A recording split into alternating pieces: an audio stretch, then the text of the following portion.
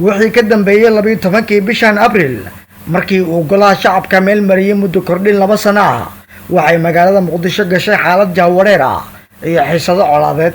ciidamo ka tirsan militariga Soomaaliya oo xalay soo galay magaalada Muqdisho ayaa abuuray walwal hor leh waxaana la sheegay in ciidamadan ay ka soo horjeedaan muddo kororsiga hay'adaha dawladda Soomaaliya. maalmo kahor waxaa sidoo kale jiray cabsi la xiriirta dagaal dhex maray ciidamada dawladda iyo kuwa taabacsan taliyihii hore ee booliska gobolka Banaadir kaasi oo fariisin ka dhigtay xaafadda Shirkore ee magaalada Muqdisho. barqanimadii maanta ayaa ciidamo ku hubeysan gaadiidka noocyada kala duwan ee dagaalka ayaa la wareegay xaafado kamid ah degmooyinka bari ee magaalada Muqdisho gaar ahaan isgoysyada Fagax iyo Sanca. saacado kadib waxaa ka bilowday isgoyska Sanca dagaal u dhaxeeya ciidamada militariga ee ka soo horjeeda muddo kororsiga kuwaasi oo ka yimid Shabeellaha Dhexe iyo kuwa nabad sugidda ee dawladda Soomaaliya. dagaal kale ayaa ka qarxay xaafadda Marinaayada waxaana dagaalkan la soo adeegsaday hub culus iyo kan fudud. madaxweynihii hore ee Soomaaliya Xasan Sheekh Maxamuud ayaa bartiisa Facebook waxa uu ku qoray in gurigiisa ay soo weerareen ciidamo ka amar qaata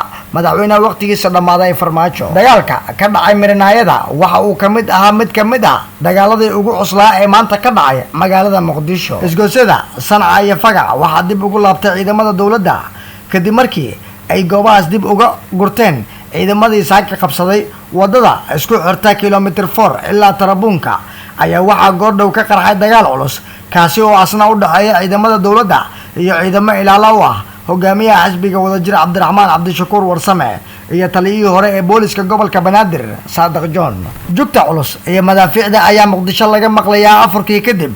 xaafadaha qaar ayaa waxaa ka bilowday barakac aad u baaxad weyn. ciidamada dawladda oo aad u hubeysan waxaa lagu arkayaa isgoysyada qaar waxaana xiran wadooyinka magaalada badankood. ma jiro ilaa iyo hadda khasaare rasmi ah oo la xiriira dagaalada maanta ka dhacay magaalada Muqdisho waxaase jira dhimasho iyo dhaawac oo ay sababeen dagaalada maanta ka dhacay magaalada Muqdisho iyadoo gaadiidka noocyada loo yaqaan dabaabaha dagaalka ay ka qayb qaateen. dadka Muqdisho waxay afurkii kadib ku soo baraarugeen jugta culus iyo madaafiicda ay isku adeegsanayaan ciidamada ku dagaalamaya wadada isku xirta isgoyska kilomitir 4 ilaa Tarabuunka gaar ahaan madaxtooyadii hore ee Cabdiqaasim. hogaamiyaha xisbiga wadajir Cabdiraxmaan Cabdishakuur Warsame oo goordhow qoraal ku soo qoray bartiisa Facebook ayaa sheegay in ciidamo ka amar qaata madaxweynaha waqtigiisa dhamaaday ee Farmaajo ay soo weerareen gurigiisa oo ku yaala meel u dhow madaxtooyadii hore Cabdiqaasim ee degmada Hodan. caawfiidkii dagaal kale ayaa ka qarxay wadada Maka al-Mukarrama oo ah wada muhiim u ah isu socodka dawladda iyo shacabka.